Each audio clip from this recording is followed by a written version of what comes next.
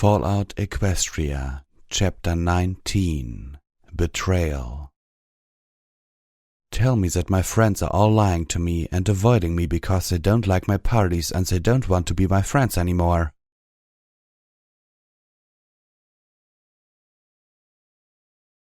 Addiction. How do you know when you're trapped? When you want something more than anything else? When you find yourself lying to your friends and hiding things from them because you don't want them to know? When you can't go a week without indulging? A day? Or simply when you insisted that because none of the above really applied to you, you were fine? We had crashed and everything went black like somebody blowing out a candle. I was lying on the street, knocked out and badly hurt. But in the depths of my unconsciousness I was still crashing. Pinkie Pie's last message plagued my dreams. By the time I regained consciousness, the party time menthol had worn off and I was back in the mire of my own feebleness. Even the multicolored pyrotechnic display that consumed 3 city blocks behind us failed to fully pierce through my mental fog with its brilliance. As I peeled myself off the rubble-strewn street, my mind's eye could still see that skeleton, alone in a corner, a clutched figurine of a friend having fallen into her ribcage. And still, all I wanted was another party-time menthol, to clear the fog and confusion, to make me brilliant so I could help my friends. In that moment I realized that even if I didn't meet any of the criteria on my own mental checklist of warning signs, I risked losing control. I still chose whenever I took a PTM or not, and I could refuse at any time. But I had reached a point where I didn't feel right, didn't even feel like myself, unless I had that clarifying and enlightening boost from party time menthols. Maybe, just maybe, I did have a problem. Yeehaw! Calamity cried out triumphantly as he fluttered back to the rest of us. Now that's how you do it Dashite style. Steelhoofs groaned deeply as the metal-clad Steel Ranger pushed himself to his armored hoofs. For the record, He grumbled. no pony here is allowed to complain about my battle tactics being excessive ever again. Ow! One of the griffins, Butcher I think, cried out. My wing! I think it's broken! Velvet Remedy dragged herself out of the wreckage of the overturned wagon she had landed in, her own body torn and bleeding, particularly a deep gash on her forehead, but she ignored her own wounds, hobbling towards the badly injured griffin. About halfway to the griffin, she stopped, standing shakily as she gazed at the swirling prismatic fire behind us. Merciful Celestia, I hope no pony was living in any of those buildings. Calamity landed proudly next to her. Of course not. Cleared the raiders out of that pit yesterday evening, remember? We did what? When? Velvet Remedy swayed a bit and reared up to wipe the stream of blood out of her eye. Oh, you mean when you flew off and left the rest of us worried sick about you? She put her hoof down and took one more step towards her intended patient, saying, I'll help. Hold still. She made it 3 more steps before fainting. Was there? Calamity exclaimed as he caught her before she could hit the pavement. He held onto Velvet as she slumped. I tried to trot over to her, only to find I was lying down. That seemed surprising. I tried to get up, and sharp agony lanced through my right foreleg. I lifted it, trying to understand what was wrong. It felt heavy. My eyes took in the spear of rubber jutting through it, just above the dead screen of my pip-buck. Oh, that's not good. I looked up to see the dark form of an armored griffin approaching me, then my eyes rolled up and I lost consciousness again. Had already acquired the codes when they started boxing us in. We thought it was a stroke of luck that they were pushing us towards the roof, but those bitches had turned our escape route into a trap.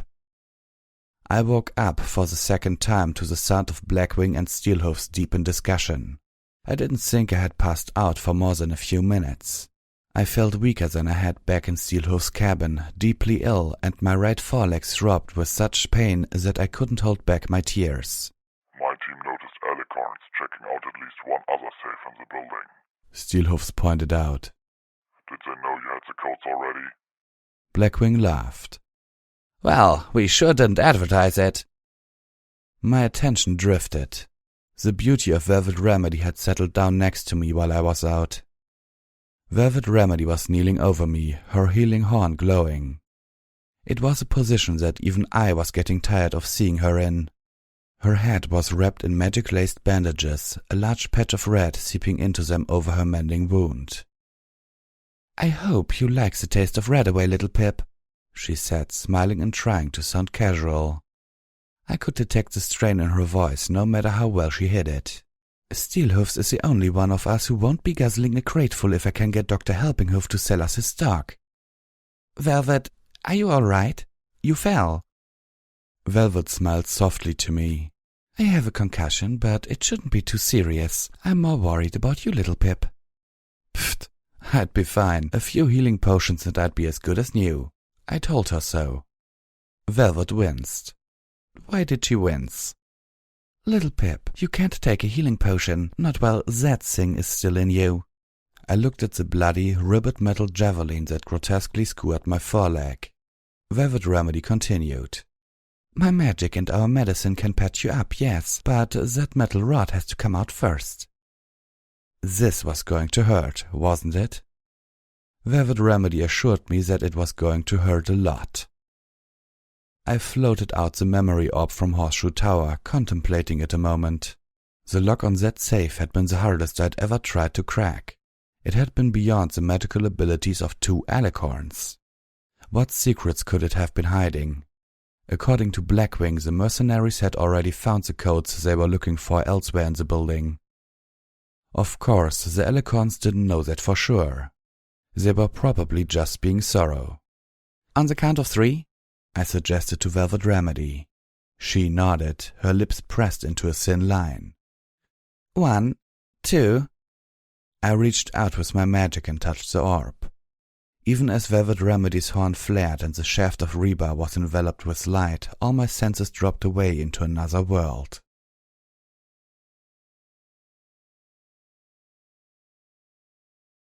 I was sitting before banks of terminals between 2 other ponies that I paid absolutely no attention to. There was an ear balloon buzzing softly in my ear.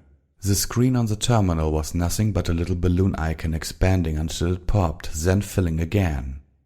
The pony I was riding was achy from sitting in the same position for too long. Her mane itched as did... Yikes! Okay, his mane itched, as well as other places. And I suddenly very, very much wanted to be back in the Manhattan ruins, feeling Reba being yanked through my leg instead. The little balloon popped again and then was replaced by text. Audio transmission intercepted. Transmission originates Orange Residence, Horseshoe Tower, Manhattan. Transmission received. Transmission destination encrypted. Logging call. Operation oversight required. Perfect. I heard and felt the bug say through my mouth in an utterly bored voice. I felt my hoof punch a button without looking at it. The static in my ear was replaced by voices. "Stan with my uncle and Auntie Orange." I immediately recognized Applebloom's voice. There was an odd timbre and hoarseness to it, like she had been crying a lot, but was now all cried out. My host picked up a pencil in his mouth and started doodling on a notepad. I could taste the eraser and feel the little bite marks on the wooden shaft. I tried to focus on taste and sight and sound, ignoring other senses sternly. "Is there any word?" The other voice was that of Sweetie Belle. She sounded nervous, worried. More words materialized on the screen before me. "Illegal encryption broken. Transmission received. Pony perfection Canterlot. Proceed with voice analysis." The bug I was riding sighed loudly and hit another button. Then went back to doodling, only half watching the screen. "Voice analysis in progress. Now," Applebloom claimed dourly. "the Dr. Pony says this will pull through, but... Sweetie Belle sounded like she was afraid to hear the answer. I mean, that's wonderful news, right? Why don't you sound happy?" Applebloom's voice dropped low. I felt myself sitting up a little. Apparently ponies who were trying to be quiet warranted at least a little attention. "There's a Applebloom confided to her friend. Some folks are saying that maybe it wasn't so much of an accident. What? Sweetie Belle gasped, her voice dropping to a whisper even in her shock. Who would want to hurt Applejack? The screen flashed as new information spilled out rapidly. Somewhere a mainframe had just figured out who was talking and about what. Now the screen and the earbloom had my host's full attention. They say that maybe it was some pony within her own ministry. Sweetie Belle was silent on the other end. In the background I could hear some pony crying, a soft, heartbreaking weeping, but I couldn't tell whether it was from the unicorn's end or the Earth ponies. I didn't have to wonder long. What the hell's going on over there, Sweetie Belle? Where are you calling from? Is everything alright? And then the darker thought seemed to hit the mare. Did your sister have an accident too? What? Oh no, my sister's fine. We're at the spa on Fall Leaf Lane. Rarity's been here all afternoon trying to get Fluttershy to stop crying. What about Applejack? Sweetie Belle sounded guilty. No, I don't think they've even heard about what happened yet. Rarity called me over a few hours ago. Apparently when Fluttershy missed their weekly treatment, Rarity went looking for her. She found Fluttershy curled up in a corner in her office at the Ministry of Peace. I don't really know what happened, but... And now it was Applebloom's turn. But? Fluttershy says that Rainbow Dash called her a traitor. What? Applebloom wasn't able to keep her voice down like Sweetie Belle could. I heard someone in the background call out questioningly. Applebloom's voice became murky as she called back. No, nothing's wrong, Uncle Orange. It's not the hospital. I'm just talking to Sweetie Belle. Then, after a pause, she thoughtfully added, Sounds like Rowdy and Fluttershy ain't gonna make it up right away.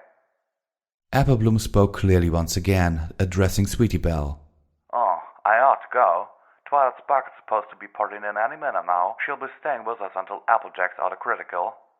Appleblom explained. And you know how those teleports wreak havoc with these here terminals. I really think I could design one better in my sleep. Besides, Scootaloo would have a right fit if she knew I was talking on an unsecured line. A traitor? Applebloom, can you imagine? Rainbow Dash is her oldest friend. And even worse, she's the bearer of the element of loyalty. Sweetie Belle sounded deeply pained. That's like having loyalty itself call you a traitor. Wonder how she'd like if some pony called her a traitor. Applebloom ceased gloomily. How could Rainbow Dash say something like that? I don't know. Applebloom replied, sounding offended. I've given up trying to understand anymore. I just want all this to be over. I know, everything. Sometimes I just want to dig a hole in the ground and hide until this whole stupid war's over. The screen flashed. Transmission terminated on receiving end. Content analysis proceeding. Content tagged alpha priority. Oversight memory confirmation required.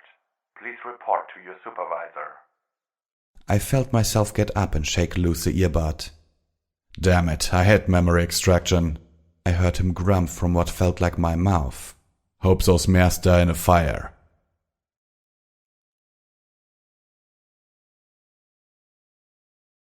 I returned to a world of darkness and incredible pain, but at least I was a mare again. Biting back a scream, I smiled weakly up at Velvet Remedy, who was wrapping my foreleg in healing bandages. That was clever, Velvet Remedy complimented as she floated a couple of rejuvenation potions out of a medical box resting beside her. I noticed she wasn't wearing hers and looked around. I could have sworn she was wearing them before I blacked out the second time, but I couldn't remember if she was when I woke up. Not far away, I saw Calamity working on her saddlebags, replacing the battle-damaged boxes with newer ones he had scavenged from somewhere. Anything interesting? Velvet Remedy asked, nodding her horn towards the memory orb. I glanced down at the memory orb. The thoughts that it provoked battled for dominance in my head. I had glimpsed hints that all was not well inside the Ministry of Technology before, but for any pony within the Ministry to have enough drive and animosity towards Applejack to plot her death. That took the conflict to a whole new level. That placed the call some time after the death of Applejack's big brother and her corresponding exertion of greater control over her own ministry. Probably even after Applesnack's memory. A new generation of magically hardened terminals would explain why I kept finding functional ones in the equestrian wasteland.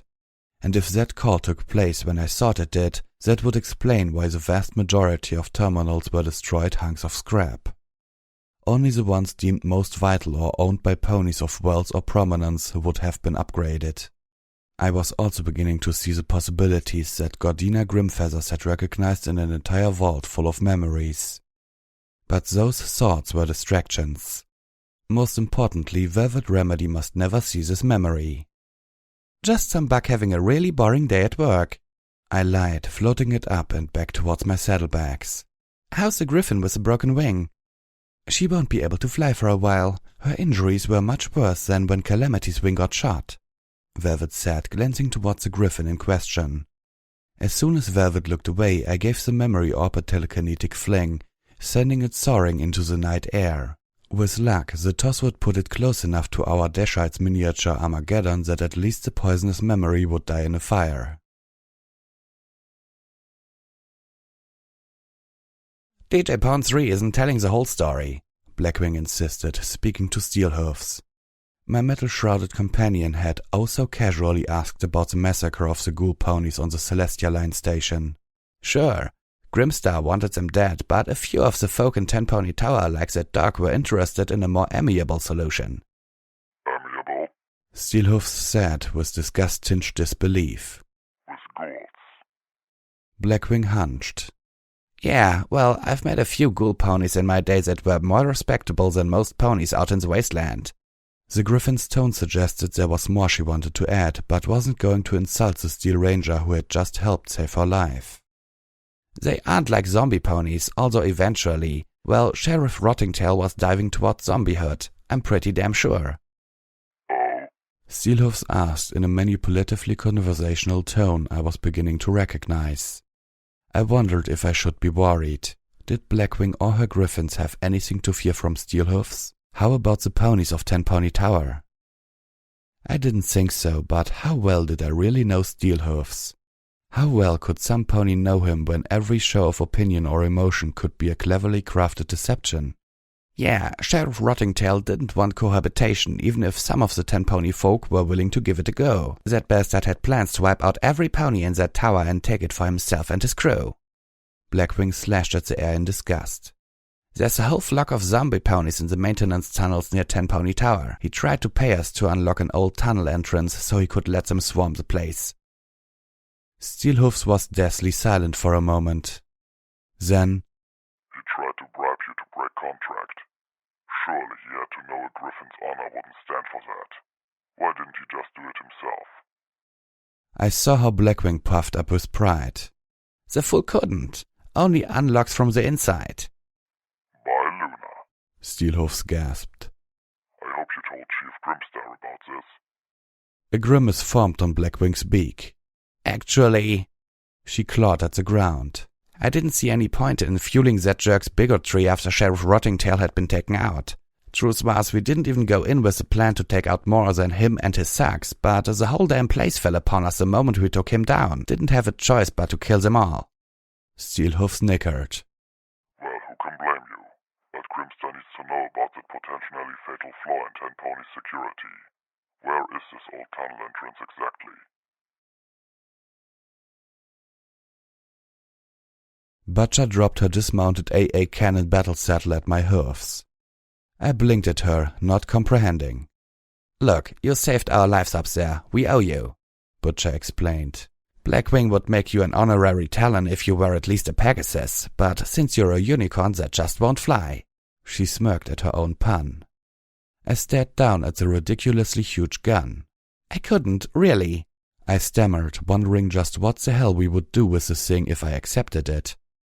"You might need it."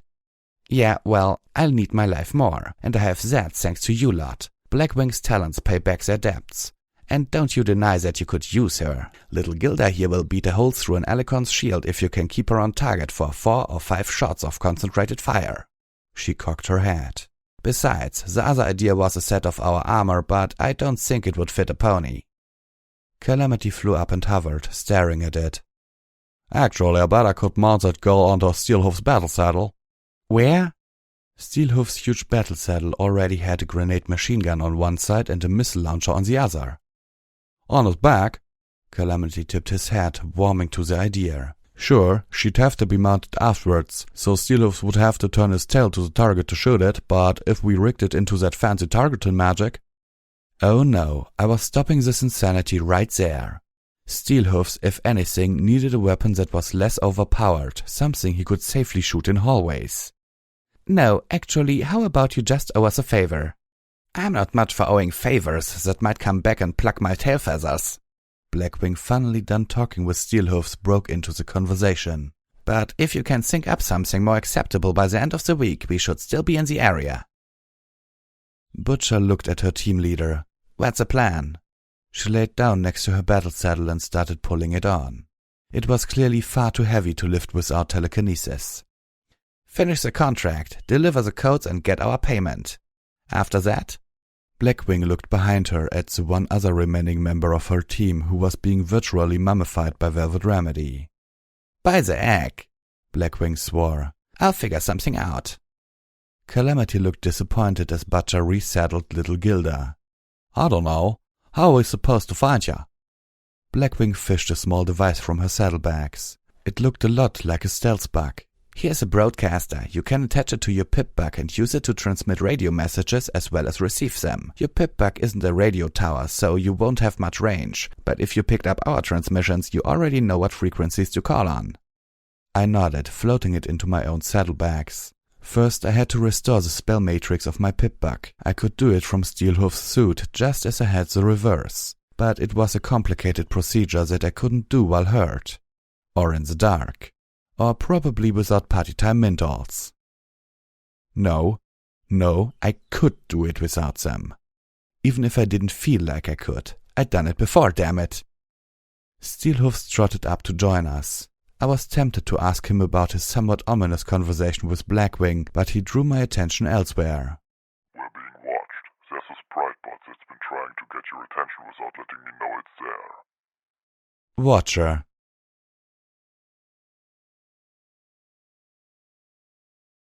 I excused myself to the little filly's piles of rubble. Sure enough, the sprite bot floated up to me, silent as the sunset. Hello, little Pip.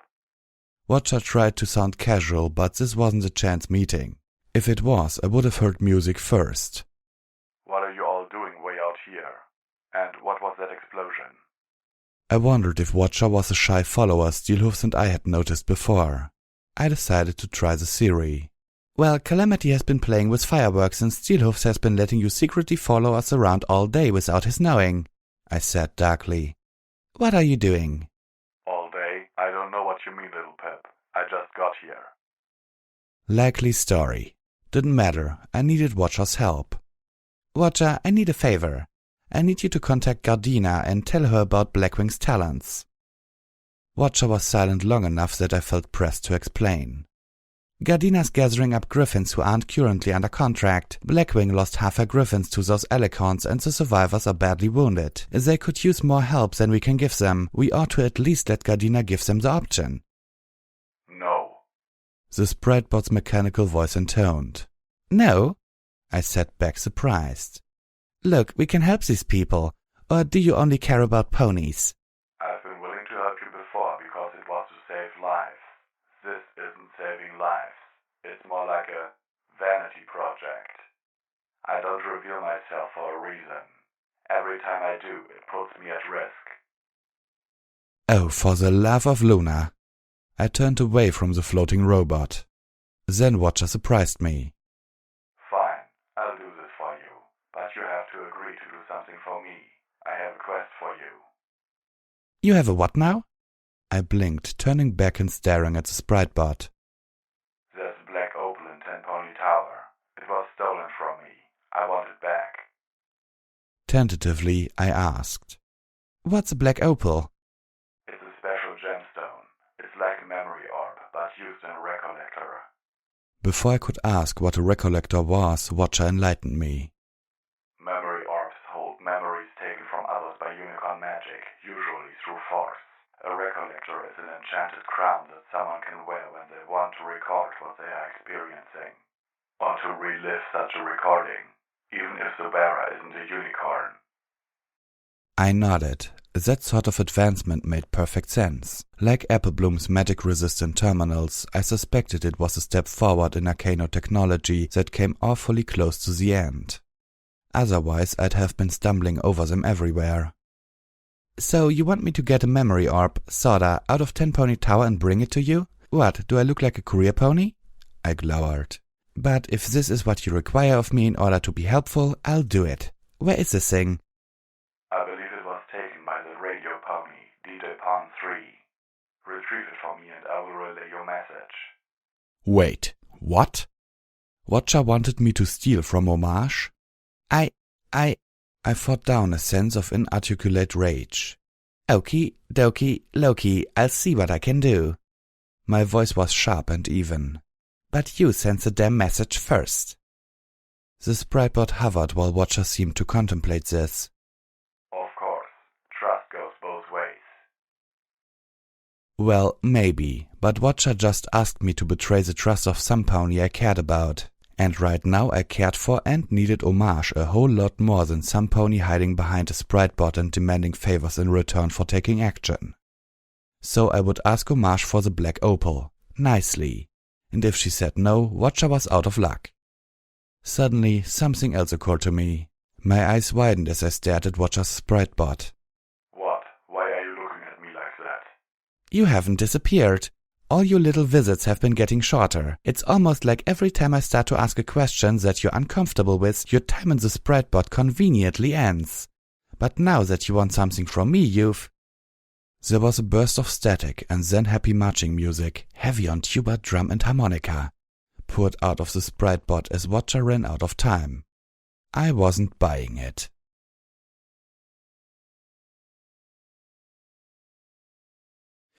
The sun was beginning to rise, painting the clouds above with magnificent colors and plunging the city into a maze of deep shadows.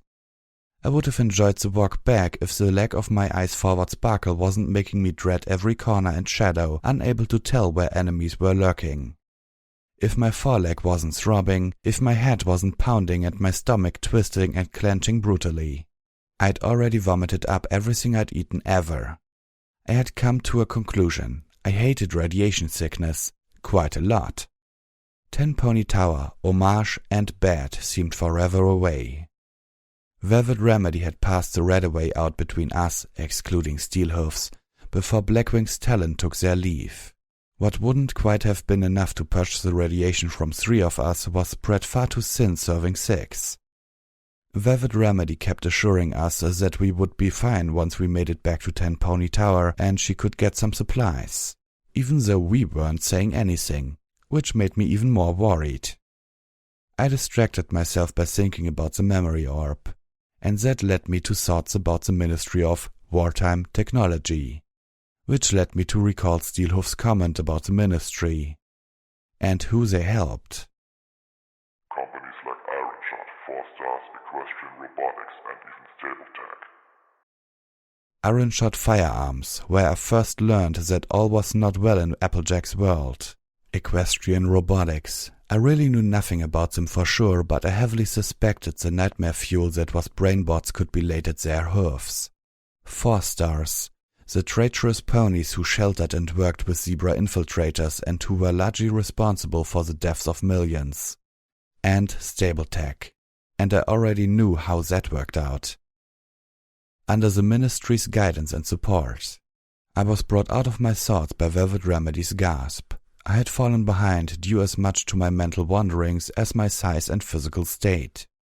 I tried to gallop up to where the rest of them were crouched behind a shattered wall, peeking out of half a window. Instead, I lurched and discovered that I actually did have just a little bit more I could throw up. Wiping the sick from my muzzle with weak disgust, I approached a second window, not wanting to press close to the others after what I had done. Beside, it was a metal desk. We were technically on the inside of the building looking out. I paused to open the desk, finding a dozen bottle caps. My fogged mind insisted on asking why I kept finding bottle caps in places like this. Desks, trash cans, lockers, filing cabinets.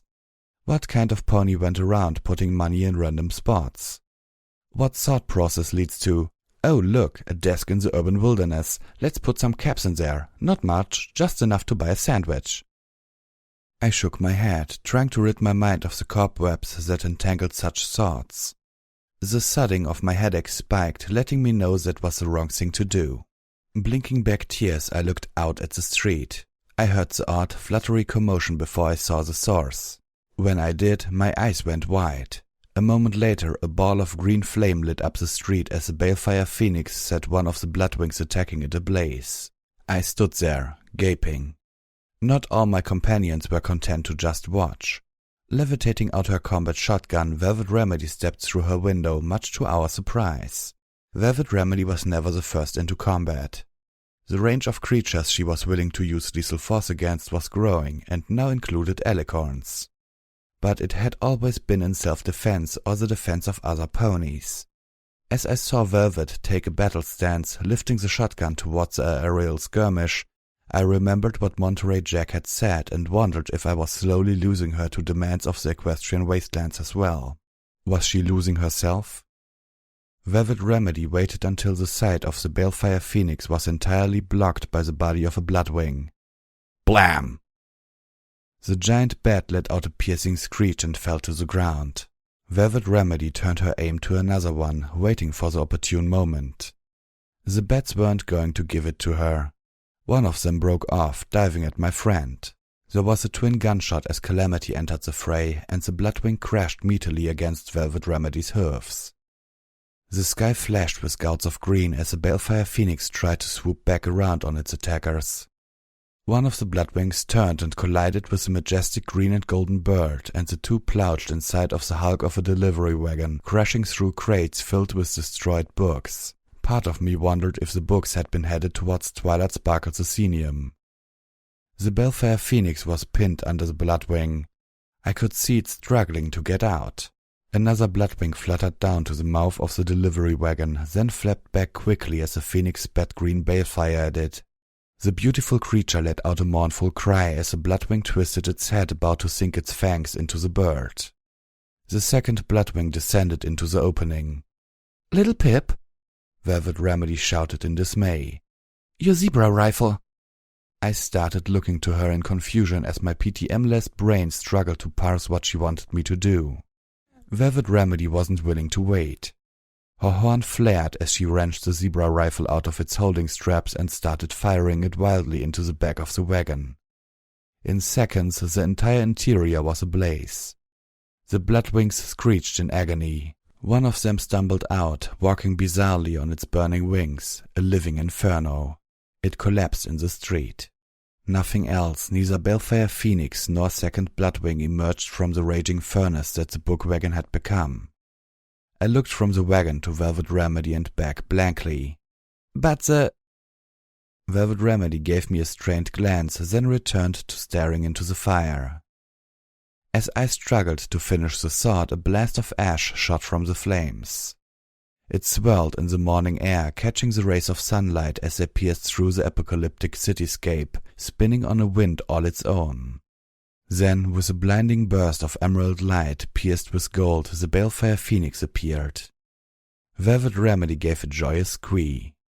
She watched as the strange but magnificent creature circled around us thrice, let out a musical cry, and soared off.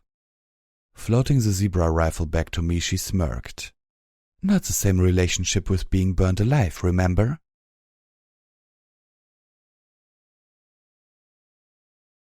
"When we get back, I'm taking a long bath," Velvet Remedy announced. "I'll get the Redaway as soon as Dr. Helpinghoof's clinic opens. At this rate, it won't be long after we return." "God dang it!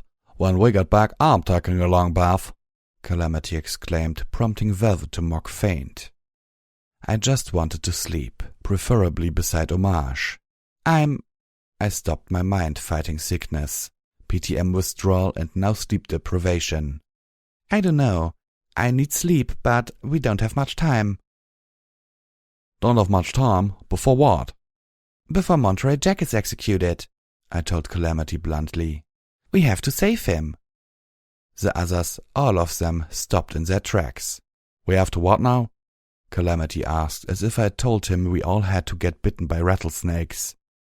Sorry, I didn't mean that, I said, realizing my error. I have to save him. Pardon, but I don't think that I heard that. May I ask why? Velvet Remedy questioned. Not to mention how, Steelhoofs added. I turned to look at my surprised and uncooperative friends. It dawned on me that I had never mentioned to them my intention to save the unpleasant beige unicorn. I say, let him hang, Calamity said, landing with an authoritative all-hoof stomp. You just met, Velvet Remedy began, then stopped. You're going to get us all kicked out of Tenpony Tower to save the pony who tried to rob you? That is, if the guards don't simply gun you down, even though he confessed? I felt myself shaking. I was in no condition to be having this argument. Couldn't they all just see that this was the right thing to do? Damn it, little Pip. Velvet Remedy was suddenly mad at me. Why was she mad at me? Monterey Jack doesn't get to do this. You saved that miserable bastard's life, and he repaid you by trying to screw you. He doesn't get to cheat you out of happiness, too. I recoiled from Velvet Remedy's language as much as her anger. I agree. Finally, I shot back at them, focusing on Velvet Remedy. It doesn't matter. It doesn't matter if he's worthy of saving or not. Everyone on the battlefield, Fluttershy said, right? That buck has kids, 2 colts and a filly. What do you think will happen to them if he dies? Does Tenpony Tower strike you as a place that comprehends charity? Did any of you see an orphanage in there while you were shopping around? I turned to Calamity and Steelhoofs. It doesn't matter what I could lose if I do. But how about what I'll lose if I don't even try? Sometimes, to do what's right, you have to become the villain of the piece. My friends all took a step back from me. They looked to each other as if wondering who should speak first. Finally, Steelhoofs stepped forward. Well then, what's the plan? Breathing a huge sigh of relief, and feeling suddenly so dizzy I had to fight not to drop to my knees, I explained. I have 1 stealth bug left. I sneak in, shoot him with a dart, just one. The poison will paralyze him for a few hours but have no lasting effects. Then I pick the lock and float him onto my back. I'll use my levitation to lessen his weight. As long as I'm actually carrying him, the invisibility spell should cover both of us, just like it covers my saddlebags. Velvet Remedy's eyes were wet, but she stepped forward. In that case, we have something we must do before I can take my bath. I looked to her questioningly, hopefully. We need to stop by that workstation so you can build a new dart gun.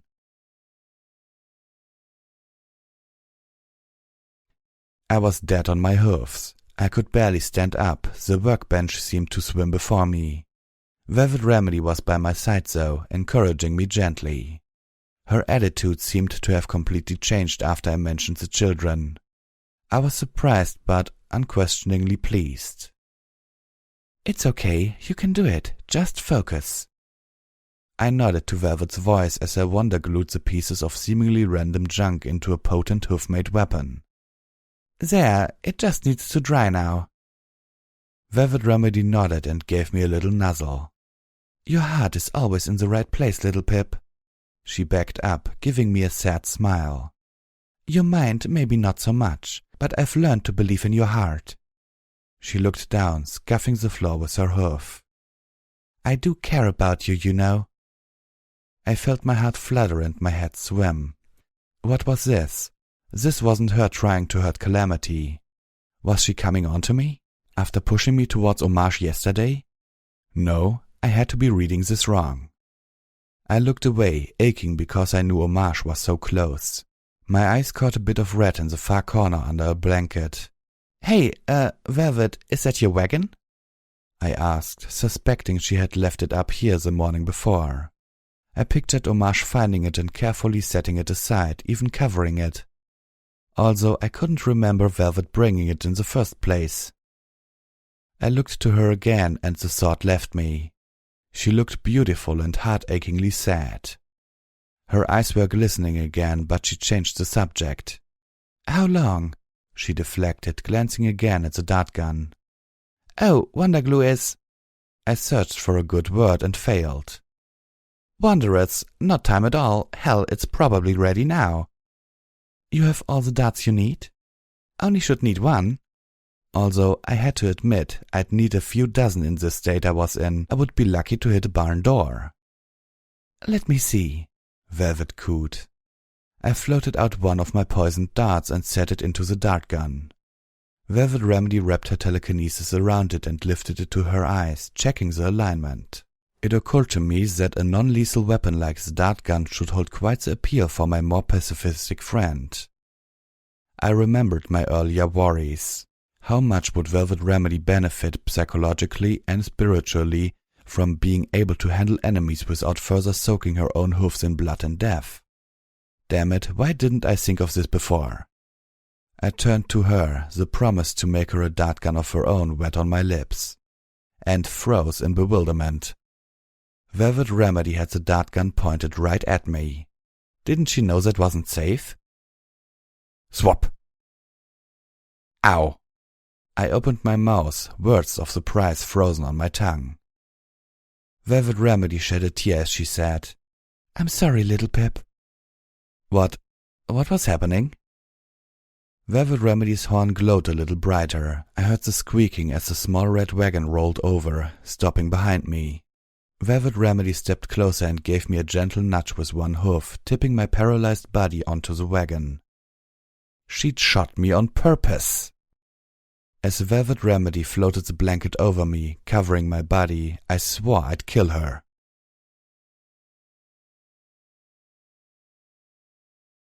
I don't know when I lost consciousness. The last moments I remembered were of feeling the vibration of the elevator through the metal edges of the wagon, a wagon which I should note had been very uncomfortable.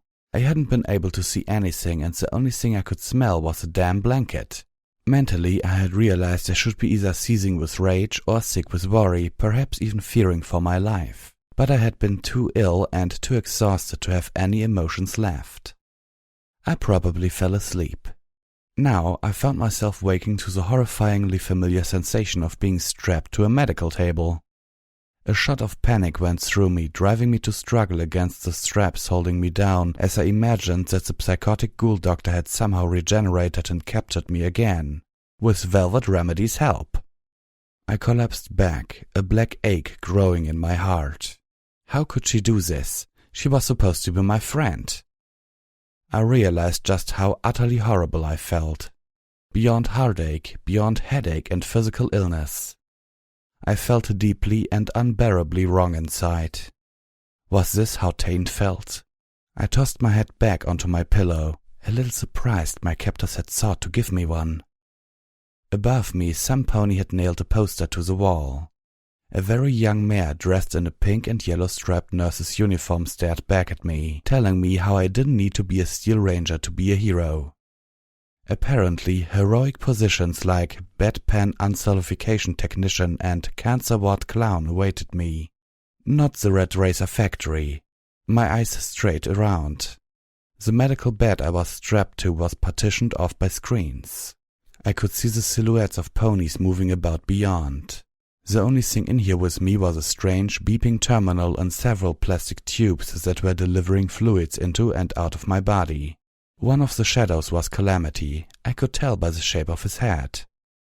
Damn it, no, not him too. Celestia and Luna, damn them both to the burning... Dagnabbit, I heard Calamity speak, addressing one of the other ponies in the room. Remember when we talked about doing this the right way? Well, this ain't it. Do you think I wanted to do this? Velvet Remedy's voice carried through the gauzy screens that locked me away. There was heartache in her voice. Good. Little Pip forced my hoof. And how exactly did she do that? I seem to recall her being barely able to walk straight. Suddenly my body started to feel really heavy, like a great leaden blanket was pressing down on me. Don't be naive. You heard her. Monterey Jack's execution is tomorrow. She was going to get herself kicked out of this place before we had any chance to persuade her to seek treatment. Oh, that's what this was. I opened my mouth to say something, but that heaviness washed over my eyelids and I couldn't keep them open. When I awoke again, I felt better. I was tired and weak, weary to my very bones, but in a way that felt normal. The headache and sickness were gone. I could see, hear, feel, think. Clearly. There was no fog to fight through. I tried to sit up, but I was still firmly bound to the medical bed. A shot of panic went through me, but I fought to stifle it. I wasn't back there. I wasn't in the mad ghoul's lab. This was different. And if I kept telling myself that, maybe my body would listen and my heart would slow to normal. I laid back, already feeling exhausted by my effort to rise. I didn't have the energy to fight it, but I did have enough to start to get mad. The only friends I'd ever had in my life had conspired against me. Velvet Remedy had paralyzed me. They had me strapped to a bed in a clinic barely a day after my terrifying experience with the ghoul doctor. They had forced me into... By the mercy of moon banishment, I knew I had a problem. It wasn't as if I was stupid. Hell, I would have come here on my own. Eventually. I would have. I just had more important, pressing things. A shadow moved up to the partition and one of the screens was pulled away. A dark tan earth pony trotted into my little prison. Beyond him, I could see Velvet Remedy curled up on a bench. Her horn was glowing and a memory orb lay on the bench in front of her. She had retreated into the Fluttershy orb again. Goddesses, as if Velvet Remedy didn't have problems of her own. I felt something hard in the pit of my stomach. I had every right to be furious with her, and I was. But I couldn't be hateful. Instead, even with my anger on, I felt a pang of worry for her. "Well, good morning," the stallion said. "I'm Dr. Helpinghoof, and you, I've been told, are Little Pip. How are you feeling this morning?" I turned my anger towards him. I didn't quite know how much of it he deserved, but it was at least some. After all, he'd agreed to put me through his addiction cure very much without my permission. I was paralyzed at the time. Plus, he was very, very convenient. "That's a really stupid name." The doctor took none of the intended offense. "Yes, I suppose you're right. I changed my name when I decided to take over the clinic. The Helpinghoof clinics were pre-war centers for aid and rehabilitation. Maybe it was presumptuous of me." I sighed and shook my head. "No, that makes sense." Dr. Helpinghoof was a homage to the Helpinghoof clinics. I felt a smile curling my muzzle despite myself. I fought it off, finding my righteous anger again. "Why am I strapped down?" I demanded. Helpinghoof genially answered. "The addiction treatment involves a complete flushing of your system. You really don't want to pull out any of the tubes while the process is in progress. You could cause yourself permanent harm." "Oh, but why am I still strapped down?" "Well, honestly, because the first reaction of most patients in your position is to gallop off, and all too often imbibe more of whatever drug I just cleaned them off." "My choice, isn't it?" "Yes, that's certainly true. And with friends like yours, I have no doubt that you'd find yourself back here tomorrow if you did. I could make a tidy profit off of you." I glared at the ceiling. "I need new friends." I was rapidly running out of ones who hadn't shot me. "That attitude is not unexpected. No good deed and all those horse apples," the doctor said. "But in your case, I'm keeping you strapped until I'm sure you're not going to do something too exertive." I gave him a dark look, but he shrugged it off. "When you came here, party-time menthol addiction was hardly your only ailment. You were suffering severe radiation exposure, not to mention a small dose of manticore poisoning.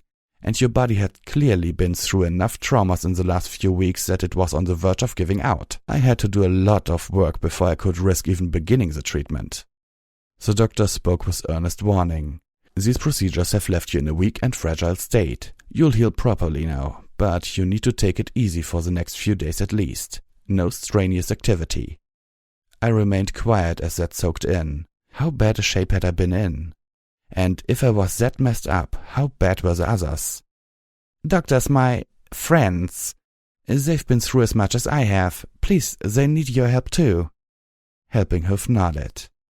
"I know, your unicorn friend already insisted. The Steel Ranger won't even let me take a look, but I've had both Calamity and Velvet Remedy on my table while you were in recovery." Of course, Steelhoofs wouldn't want anyone here realizing what he was. "Will they be okay?"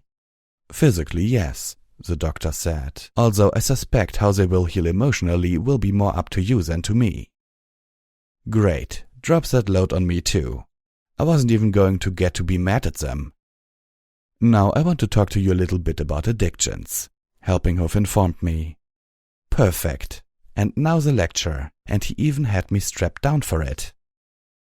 You should have noticed by now that your senses and thought processes seem clearer and cleaner. Not as hyper-enhanced as when you were on the drugs, but still a lot better than when you were off of them. Am I right?" Grudgingly, I nodded. "That's the nasty double edge of party-time mentals. They are a brain accelerator made from mystical plants native only to zebra lands and perhaps the everfree forest. No matter how often you use them, they will always be just as effective as the first time. What most addicts don't realize, however, is that the withdrawal degrades your mental facilities. The more you take them, the worse you are when you're not on them. Ponies who have been taking them for years have reached a point where they can barely function without the drug in their system." Helpinghof smiled thinly. "The enlightened state in which you find yourself now is actually the way you always had been before you got hooked on party-time mentals." "What? I was like this before? But I felt so much more alert. Everything was so clear. It was so easy to think. Not hyper-fast like I could when I was on PTM, but still easy. If this was what I was like before PTMs, why did it feel so new? And why wasn't I able to tell?" But I had been able to tell. I had known something was wrong for a long time. I felt a tear in my eye and I wondered where it had come from. I looked to the doctor. "Now I can give you advice, but I can't make you take it," the doctor continued. "You absolutely need to stay away from party-time mentals. It won't be easy. Your body and brain might no longer crave or need them. Most drug addiction is as psychological as it is physical. So I can't tell you this won't be difficult. But from what I hear, you have a strong will and you have strong friends who can help you through it." I nodded slowly, not really wanting to hear this, but knowing I needed to. "And I highly recommend staying away from normal menthols, or for that matter any other addictive substances. Bug, rage, dash, all of them. Party-time menthols is the most addictive drug out there, but many of the others aren't much better. And with your family history, you are more susceptible to addictions than most ponies, so my advice is to just stay away." I started to nod again and stopped. "Wait. What does my family have to do with this?" "Predisposition towards addiction can be hereditary," Helpinghof informed me. "Your friend Velvet Remedy told me about your mother." "My mother?" "She had no right. She was an alcoholic, was she not?" I ground my teeth, staring everywhere but at the doctor. He waited patiently until my spit and fury subsided enough to answer. "Well, her cutie mark was a glass of hard apple cider. What else was she going to do?" "You know that cutie marks don't control your destiny, right?" I just looked away. I wasn't going to be roped into a discussion of my mother, even if they kept me tied down for days. Oh crap, Monterey. How long had I been out? I tried to look at the time on my pip-bug, but my foreleg was strapped down. And I remembered swiftly, my pip-bug was dead anyway. "Doctor," I said, trying not to sound too anxious, "how long until Monterey Jack is executed?" "Please, Luna, give me the strength." The doctor blinked. "The cheese shop owner? That was 2 hours ago." I felt a weight the size of a flower pot drop in my stomach, followed by an anvil. "Why, did you know him?" I had failed. Velvet Remedy was the first to visit me, fresh from Fluttershy Land. She spoke cautiously, trotting on eggshells. As she did so, her horn glowed as she removed the straps holding me down, one at a time. I resisted the urge to go for her throat. No strenuous activity, the doctor had said. "I don't expect you to forgive me," Velvet was saying. "Good," I interrupted harshly, "because I don't." She winced at my words, but obstinately continued. "Or that things will be right between us, but I do expect you to understand why, and to understand why I had to do it now." "Why you felt you had to do it now, you mean?" I spat. "And against my will." "You wouldn't have gotten the help you needed on your own. This might be the only place in the whole equestrian wasteland that could help you, and you were about to throw it away. I had already realized I had a problem, I retorted. I was going to ask for help. Oh? Velvet Remedy asked, trapped somewhere between shock and disbelief. When? After we crashed, I realized it then, and I was probably going to ask for help after I'd had some sleep. Convenient. She turned away from me. I didn't need to see her face to tell she was hiding tears. I could hear them in the tremble of her breath, see it in the shudder of her breast. Arg! I wanted to tear her to pieces with my teeth. And yet I couldn't bear to see her hurt. And I knew that if I talked to her any more, I'd just hurt her more. Maybe she deserved it, but I didn't want to inflict more wounds. Velvet, you need to not be here. She wiped the hoof across her face before looking at me. Her eyes were red and puffy, but she didn't let me see the actual tears. Because of what you did, Monterey Jack's children are without a guardian and will soon be without a home, I said sternly, staring at her. To her merit, she stood and took it. I had asked the doctor what would become of them. I had been right that Ten Pony Tower has nothing like an orphanage. I recalled the doctor's words.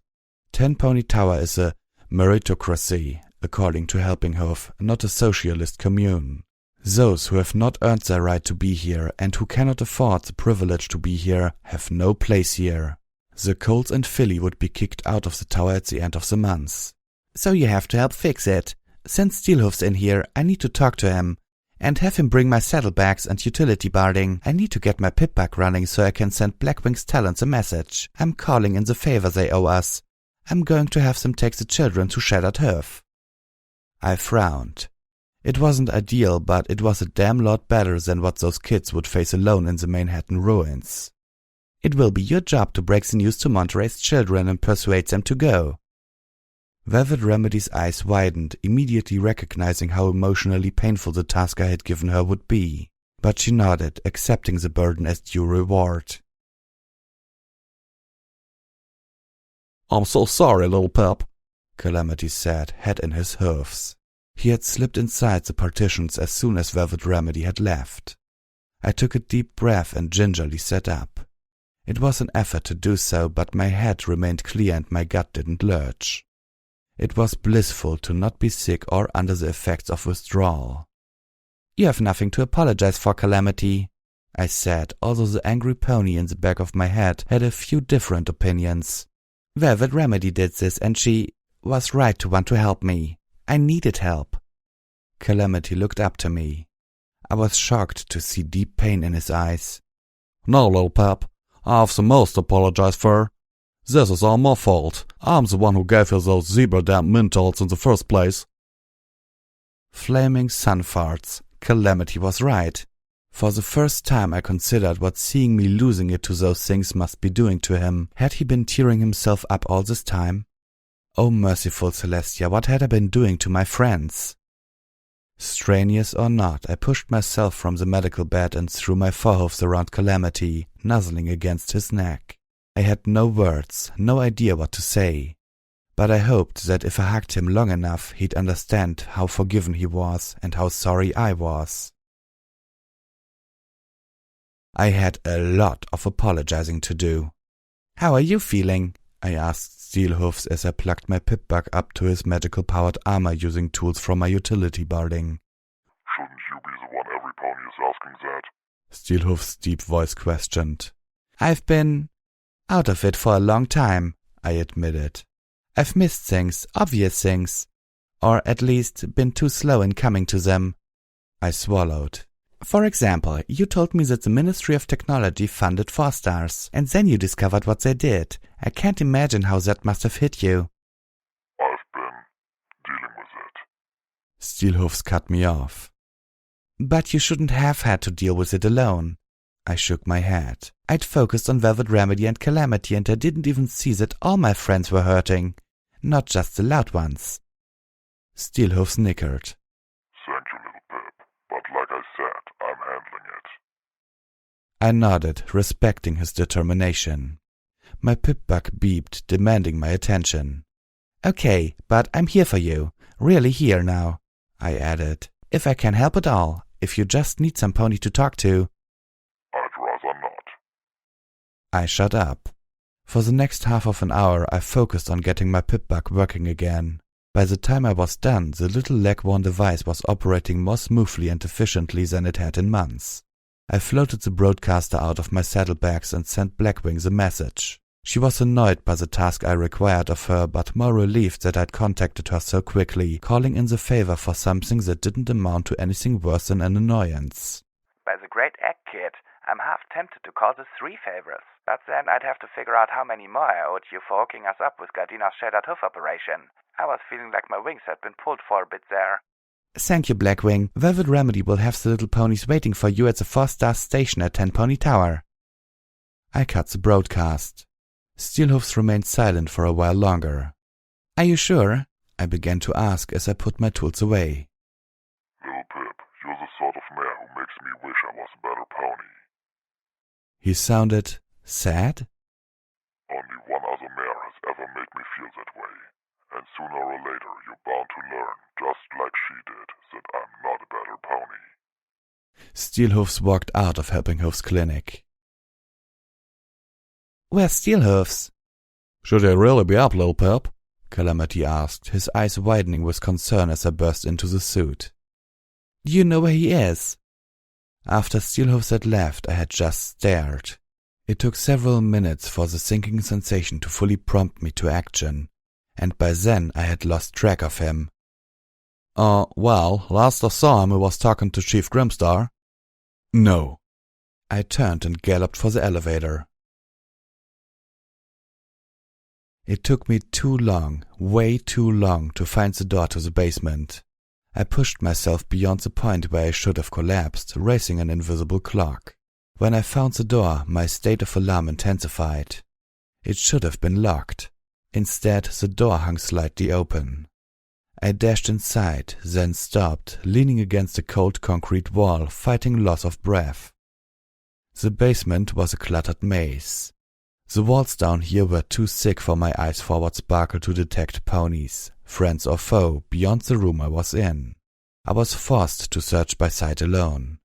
Finally, in a back room, I found a heavy set of doors under an ancient warning sign whose paint was peeling. Emergency shelter, authorized unicorns only. Like the door to the basement, these doors were open. My pip-bug lit up, one friendly pony. Steelhoofs? I turned on the light of my pip-bug and saw the Steel Ranger standing in the gloom, facing another large door made of thick steel, inset with a tiny window of armored glass. There was a control panel inches from his raised right hoof. Steelhoofs! I called out, panting, a burning stitch in my sides. Don't do it! The Steel Ranger lowered his armored hoof and turned to look at me. Don't do what? He asked so casually I wanted to scream. Don't let them in! The Steel Ranger cocked his head. Oh, don't worry, little Pip. No ponies getting in through this door. I've made sure it can't be used ever again. What? Oh, thanks the goddesses. I collapsed on the cold stone floor, feeling like I would never be able to stand again. But it was okay. All my fears had been in my head. Steelhoofs trotted up to me. Did you really think I'd let in the zombie ponies? That I'd allow all the innocent ponies in 10 Pony Tower to perish? You really don't know me at all, do you? He trotted past me, leaving me there. No, I admitted, feeling utterly ashamed as well as beyond exhausted. No, I didn't know Steelhoofs. And maybe it was time that I stopped thinking ill of my friends. Start trusting them more. They really are good ponies. And they really are trying to help. My thoughts were interrupted by a thud. Chief Grimstar's face appeared on the other side of the window. Flesh had been torn from the side of his head. I could see him staring in with desperation and horror, pounding on the other side of the door. Then the zombie ponies fell upon him once again, pulling him away from the window as they tore him to pieces, eating him alive. Footnote: Level up. New perk. Reaper Pony Gallop. If you kill a target while using SATS, 25% of your AP are restored after dropping the spell. This will usually refresh your targeting spell enough to use it again immediately for at least one more attack.